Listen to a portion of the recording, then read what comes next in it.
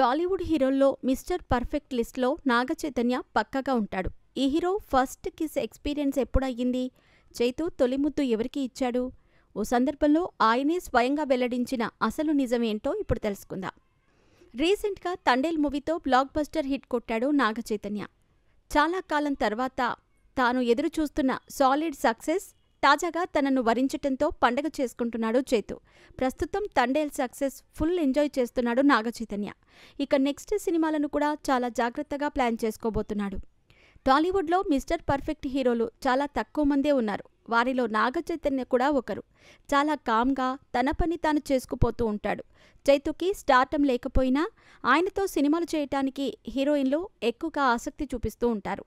నాగచైతన్య వ్యక్తిత్వం అందరికీ నచ్చుతుంది.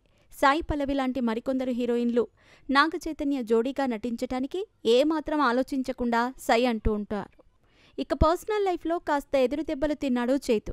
సమంతతో ప్రేమ, పెళ్లి, విడాకుల తర్వాత మళ్లీ మరో హీరోయిన్ శోభిత ప్రేమలో పడ్డాడు. 2024 డిసెంబర్లో వీరి పెళ్లి ఘనంగా జరిగింది. ఇక నాగచైతన్యకు సంబంధించిన ఓ న్యూస్ తాజాగా వైరల్ అవుతూ వస్తోంది. గతంలో జరిగిన ఓ సంఘటన ప్రస్తుతం ట్రెండింగ్లో ఉంది. అదేంటంటే నాగచైతన్య ఫస్ట్ కిస్ ఎవరికి ఇచ్చారు? ఈ విషయాన్ని నాగచైతన్య బావ టాలీవుడ్ స్టార్ హీరో రానా ఓ ప్రోగ్రాంలో అడిగాడు. రానా హోస్ట్ చేస్తున్న ఈ ప్రోగ్రాంకి చైతు గెస్ట్గా వచ్చాడు. వీరిద్దరూ బంధువులే కాదు, మంచి స్నేహితులు కూడా. సో నాగచైతన్యను ఎలాగైనా ఇరికించాలని చాలా ప్రయత్నాలు చేసిన రానా నీ ఫస్ట్ కిస్ ఎవరితో అని ప్రశ్నించాడు. ఏమాత్రం భయపడకుండా, ఆలోచించకుండా నాగచైతన్య నిజం చెప్పేశాడు. నా ఫస్ట్ కిస్ నా క్లాస్మేట్తో జరిగింది. అది కూడా 9th క్లాస్లో తొలి ముద్దు పెట్టాను అన్నాడు. ఆ షోలో చైతు పక్కనే ఉన్న ఆయన కజిన్ సుమంత్ ఈ విషయం విని షాక్ అయ్యాడు.